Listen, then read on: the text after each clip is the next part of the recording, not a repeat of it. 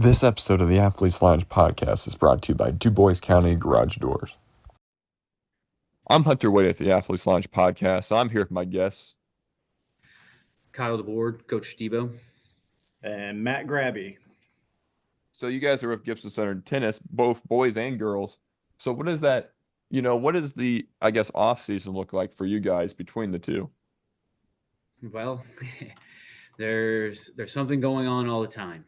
And we're just now coming out of the winter off season where both boys and girls were conditioning. We would spend 2 mornings before school for an hour. We'd prep them, we get them running and jumping, and we'll lift some weights, and then we get them into some conditioning drills to get their heart rates up and get them in good shape to be able to play sometimes 2.5 to 3 hour matches depending on the night. So that's kind of what we do in the winter. During the spring, both teams will continue to lift during the girls' season, and then we get into summer, and then on the summer we have as many open courts as we can. We get them out there hitting. Because for the boys, that's their prime time to actually practice hitting tennis balls. The girls are fortunate. We can take them down to Evansville, and we were able to rent some court time, and those girls went down and they were able to hit tennis balls all winter from, I believe, the beginning of November. Beginning of November through last week. Yeah, so there was a lot of hours that they were able to put in on the tennis court prior to season starting. So I guess you guys have been friends for a long time. How did you guys become friends? And then what got you into coaching tennis? The friendship kind of started, I guess, in middle school, right?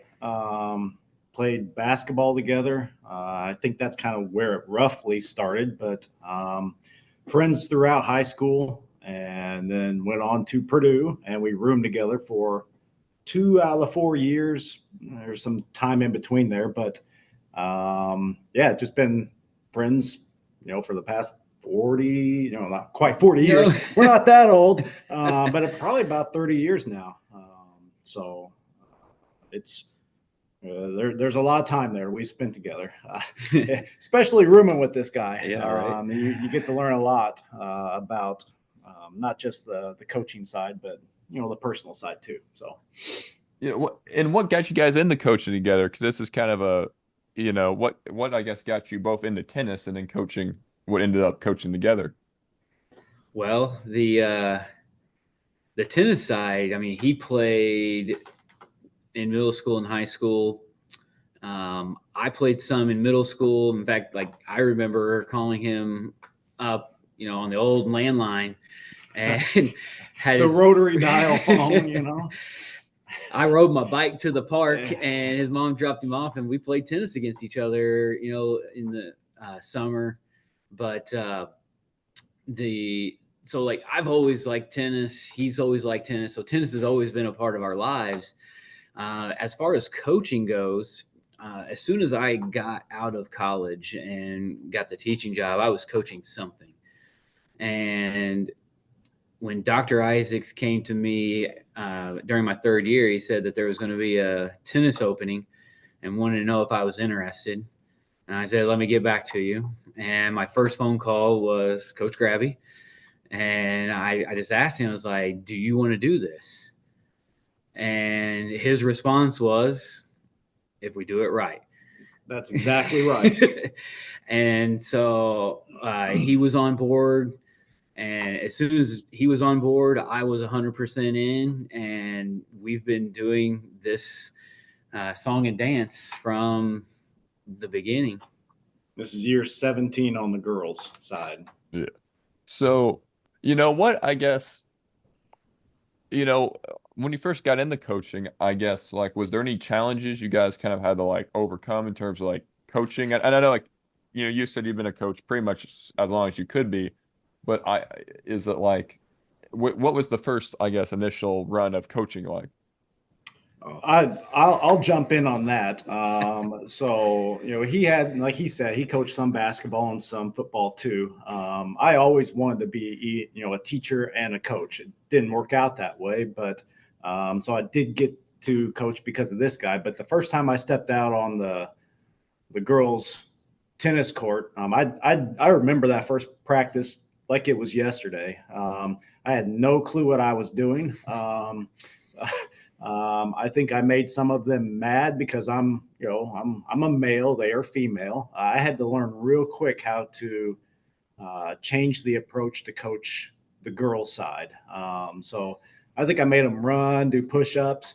They weren't very happy at the very beginning, but we kind of figured that out in time. But at least the first season for me was an absolute learning curve. We know the game of tennis, but learning how to coach and how to coach it effectively and how to coach it to, at that time, only girls took a little bit of time.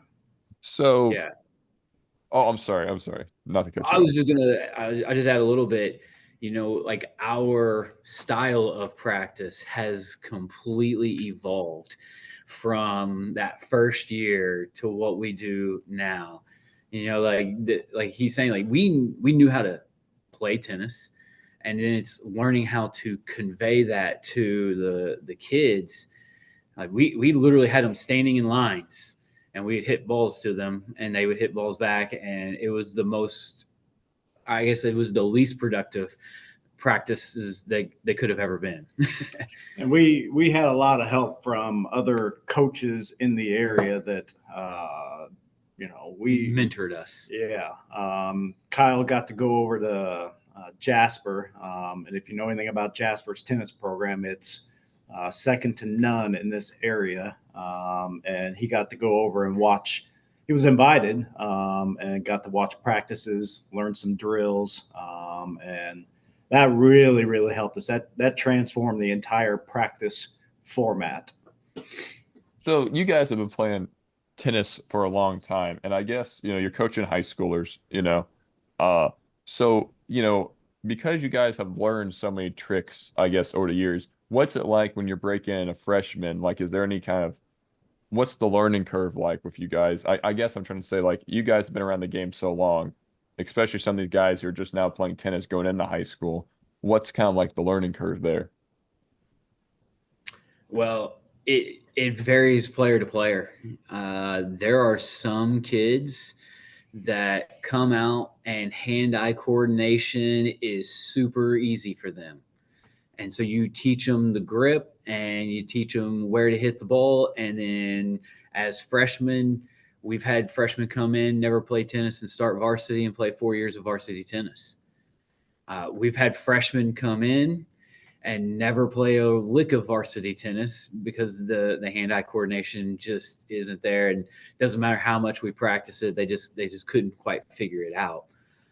So it is player dependent.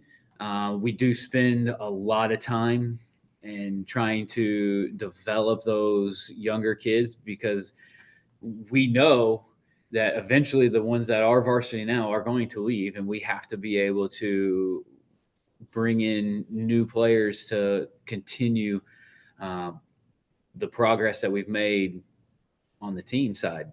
So we also it's kind of evolved quite a bit too. We have a junior Titans tennis program as well. So like on the girls side, we go from third through ninth grade, and sometimes on the boys third through ninth, maybe fourth through that. But on the girls, we have about 55 in our middles, 55 to 60 in that program, where a lot of them already kind of transition up and know a lot of the game. But even with that, this year we have 9 freshmen and 5 have never really picked up a racket competitively. So we have to spend time on that side because they will be probably producing for us at some point. So, What's your like? I guess you touched on it. What is the difference between boys and girls? I guess coaching. What in we terms of both what you? smiled at the same time there. I noticed, and now I don't know. My source from within the boys team never complained about practice, but I don't know, like, is there a difference in terms of, I guess, the regimen, the physical, stuff you do? What is the difference? Well, honestly, at this point, the players expect to be pushed physically. And so when we ask the boys or the girls to do stuff now, it's not an issue. It was just that first couple of years they just weren't used to needing to be physically tough It was to new to play them. tennis. It was. Oh yeah. Right. And so we bring a physical toughness to the table so that our players they don't worry about how they feel physically while they're playing. They know they're going to be tired and they've done stuff while they've been tired. Now, the difference between boys and girls, it's I don't know if it's as drastic as it might seem, but even so, like some of the girls, you can be very direct and to the point, and they like that. There's some girls that they don't want you to be direct and to the point. They need a slightly softer touch and be like kind of work around the directness, and that's where us as a duo really gets to, I guess.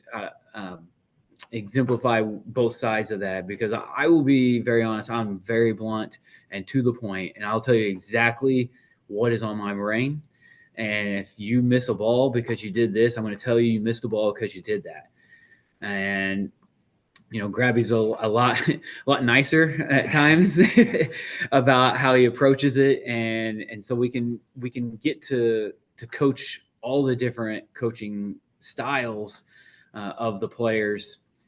For the boys, it's just keeping them focused on the task at hand, because they can get squirrely and they like to have a good time.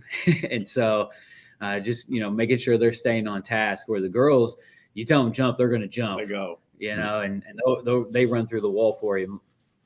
When you keep the boys competitive, it's a fun practice. Yeah, if something's on the line, the boys are dialed in, and that's what we tried to do. My source within the boys team says you guys try to get a tougher schedule. And I guess what's the philosophy behind that? I get why, I think. But what's the philosophy? Is it just because you're going to face the same competition anyway, so might as well see them the first time?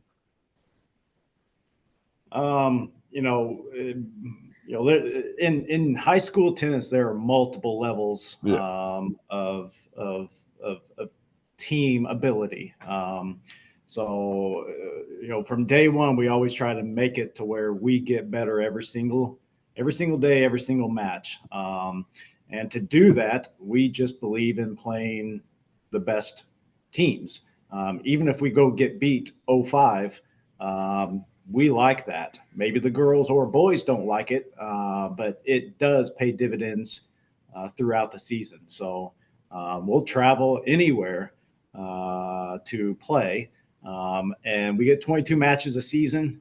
There's 10, 12 conference matches. The other roughly 10 of them will go to Jasper, Jeffersonville, Terre Haute, Indianapolis. We'll go anywhere just to try to see somebody different, so that when it comes to postseason, we've seen a lot of either better players and or different looks. Well, that's the big part, like just being able to see how different kids play and learn how to adjust to different styles of play. So that way, when you get into the postseason, you've seen as much as you possibly can, and then nothing is going to surprise you. If a kid gets out there and hits 115-mile-an-hour serve, well, I've seen some other kids hit fast serves before, and so I know how to adjust to that and not be like shell shocked, right? Whoa. Dubois County Garage Doors, where you get big city selection and hometown service. Visit our website at DuboisCountyGarageDoors.com to see the products we offer or to schedule a service call at your home or business today. We're on the same wavelength here, man. So what I guess what's your expectations for the upcoming girls season? Obviously, your wish you want to win state every year. That'd be nice. You want to win state every year because it never gets boring. Uh, Right. uh, but what's your I guess what are your goals and then your expectations for the upcoming girls season? And did you meet them in this boys season? We'll start girls' side. Obviously, like you said, we want to go as far as we possibly can in the postseason. We want to win a conference. We want to win every match. That's the way we look at it. But mainly, the goal is to get better every single day, because we realize our girls are not going to, for the most part, they're probably not going to go play professional tennis. But if they can Yeah. learn, the skills involved to get better, and grind every day, they'll be successful in the classroom, as as mothers, as college students, as workers, whatever. So that truly between us. We like to win, but we really want to try to build that side up. But last year we graduated uh, 3 out of our top 7, and we returned 3 of our 7 players from varsity. So we will be a little bit younger. I guess maybe not younger, but maybe a little less experienced. But the good thing was last year we were very deep as a girls program, so we're able to just kind of reload. So the goal is always to win, but it's way deeper than that. So Yeah. And so like on the boys, we took that over in 2020. Yeah. And COVID so year. right. The infrastructure of the girls team we established early on, and like the girls program just kind of it rolls. And bringing in a new coach to the boys was a challenge.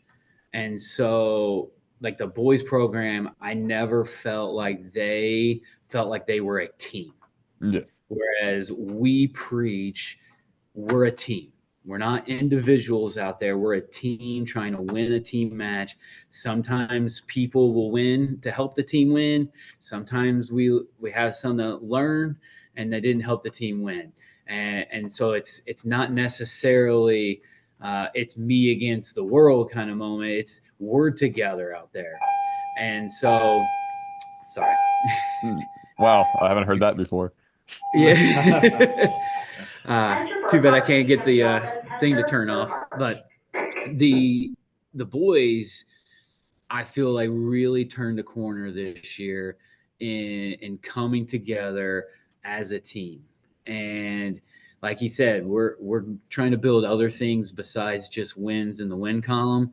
And we feel like those wins will come when we can do the other things. And the boys team really pulled together. Sorry, dude. This is terrible. I apologize. I can cut that out. That's easy. Okay. The boys season has really come together. You guys. Good at wow, your classroom's the hub. You go next door. The the boys team really has come together, and we saw the culmination of that happen at sectionals when we had to come together to, I guess you could call it an upset, because on paper it looked like we weren't supposed to beat Princeton, and the team rallied together, and we told the one kid that you don't get this opportunity to lose the match for the team. You have this opportunity to win the match for this team. And he went out there and took care of business, and it was quite exciting to watch them get to celebrate together as a team. So I guess because like I said, tennis is a team sport that's wrapped in a duo sport that's wrapped in an individual sport. So like, I guess that totally didn't break my concentration there. The the like I'm a track guy, so in track I kind of took as like the same thing where I'm running individually. I'm running the win for me, but then I'm going to win for the team while I'm at it. So I'm just going to multitask. is pretty much the way I viewed running when I did track, was like, we'll just do both at the same time. Of course, the relay is different anyway, but then I guess, how do you get like I'll use basketball as an example. Basketball, you're out there with five people, everything's kind of symbiotic at the same time. Everything where everyone's placement is like important to the other person, How do you get that in tennis? How do you kind of build that culture in tennis, which Grant bought into, so it must have worked, uh, in terms of this is a team thing, you know? Like, how do you get them to buy into it? Ooh, I think that only comes in time. It really comes in like the off season, working out together. We really preach that side of it. Like the past 2 months, we've done workouts in the morning that we say we go through the pain together. And that's really where it comes from. Yeah, the IHSAA still considers us to be an individual sport. We've never considered us to be an individual sport. We believe it's a team sport. And I really believe the off season is kind of where that's built. And then we add on throughout the year, trying to do some fun things on the outside too. It's not just purely working out and hitting tennis balls. Like we had team breakfast this morning. Any of that kind of stuff to try to get camaraderie. I truly believe is key.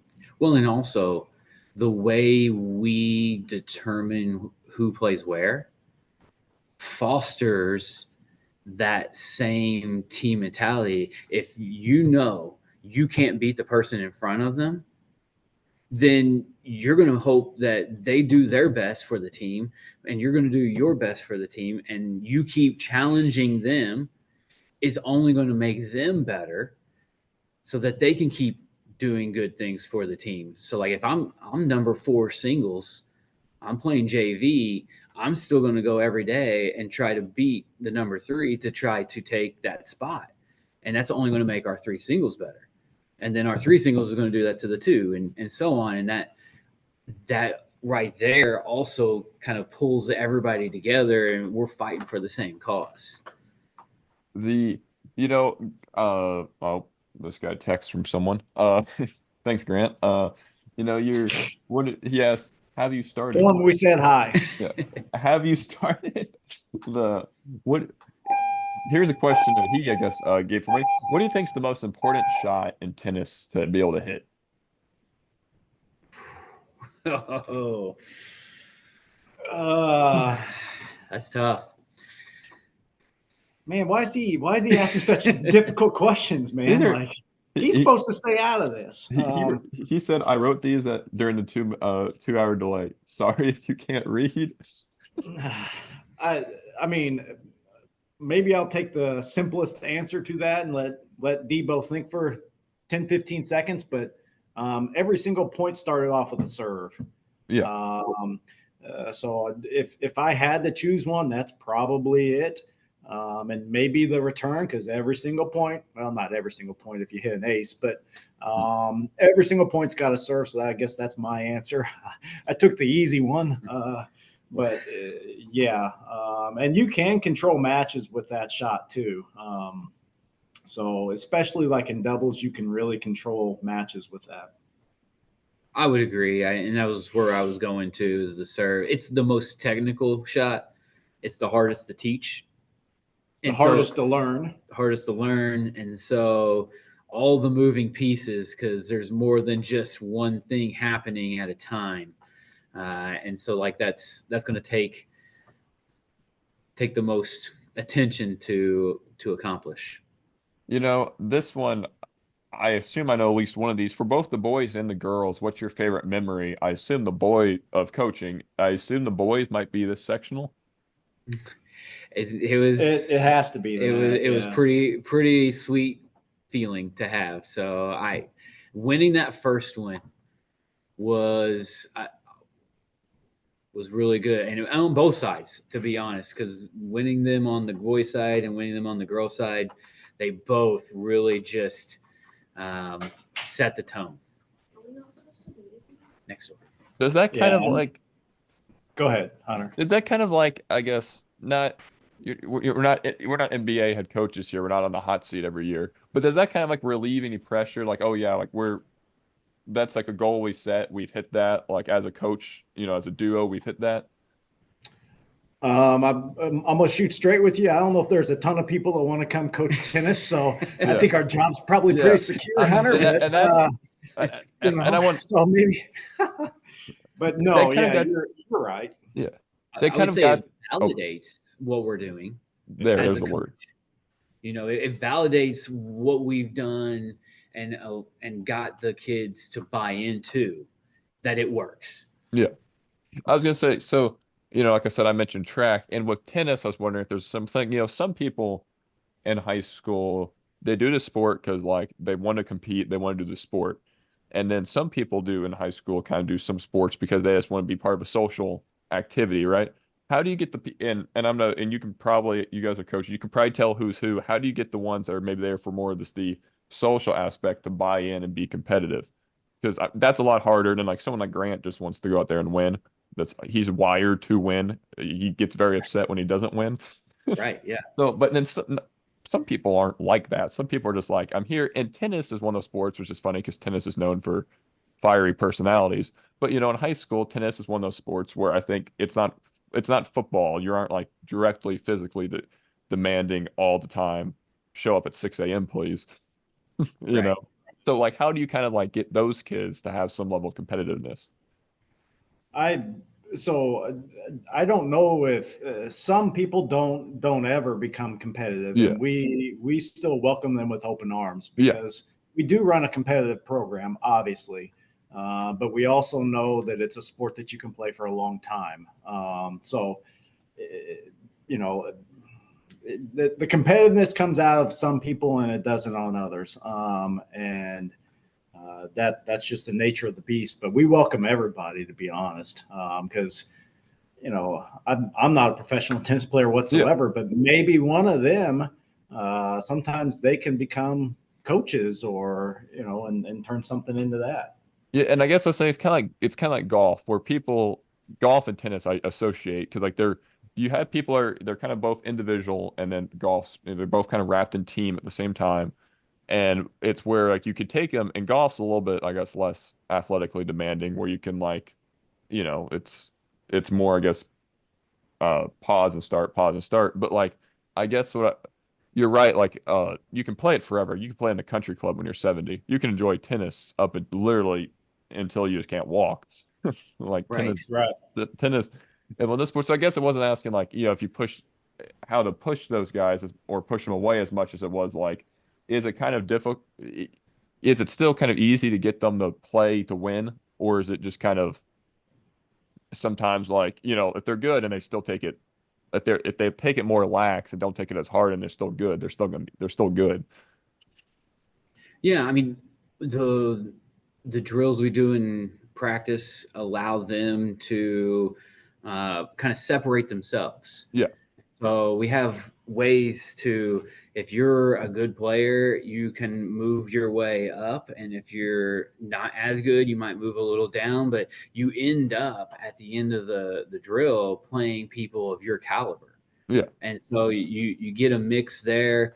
And again, if they feel like they are a part of a team, they will do what they need to do to continue to be a part of that team. And we really don't find many players that, even if they are out there for fun, they still want to compete. Every single match, they typically still compete, even with the ones that we deem as maybe just having fun. They still want to Yeah. win. So, Right. Yeah.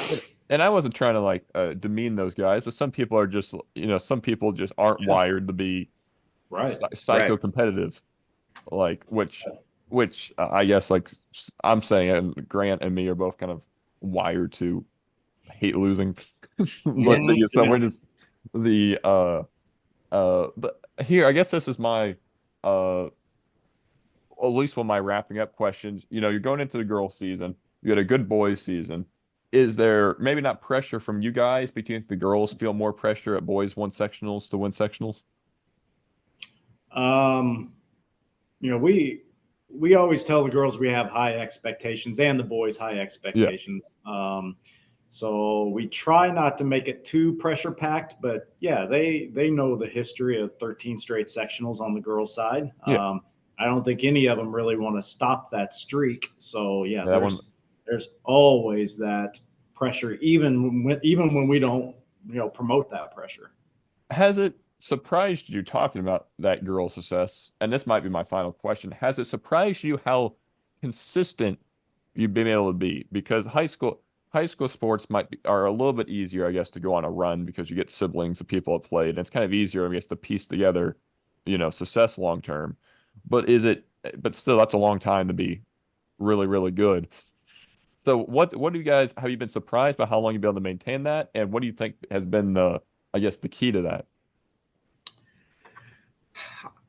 I don't I don't know if I want to say I'm surprised. I would say that when we decided we were going to do it the right way, this is what we envisioned, that we would continue to have success, that we were going to do things in a way that set us up so we could continue to be competitive and successful year after year. Like he said, we started the middle school Pee Wee program. There wasn't one for tennis whenever we took over. So getting those things going, so the kids are playing tennis earlier, all those things factor in. And whenever we look back at the past 16 seasons on the girls' side, you can see the work that we laid out at the beginning is where we are now, because we graduated seniors last year that started in fourth grade playing tennis and have played all the way through. On the boys' side, those seniors, they've all been playing since middle school or before, and you can see why they were successful is because they've had this opportunity to kind of develop, and I feel like that's why I don't want to say we were surprised. It's kind of like this is The expectation. the expectation of what we did early on. So that's really all I have prepared question wise. Anything you guys want to say? Oh man, Open giving mic. us an open mic. I guess from my standpoint, I'm just thankful to be a part of. We again, one of the goals was to try to create a family, and I feel like for the most part, definitely on the girls' side, that's been running for a long time. But the boys' side finally, I think, got to that point this past season. And it is an extended family. We love the coaching side, but what we really love is when we've been invited to weddings from past players that invite us out. That's really what we're really trying to do. So I'm gonna speak for DeBo too. We're just glad to be a part of something that has been not just successful on the courts, but outside of the courts too. Well, I've been Hunter Way at the Athletes Lounge podcast, so thanks for coming on, guys. No problem. Thank you. Hunter. Hey guys, this is Hunter Way at the Athletes Lounge podcast. Please like, share, and subscribe where you can. Thanks.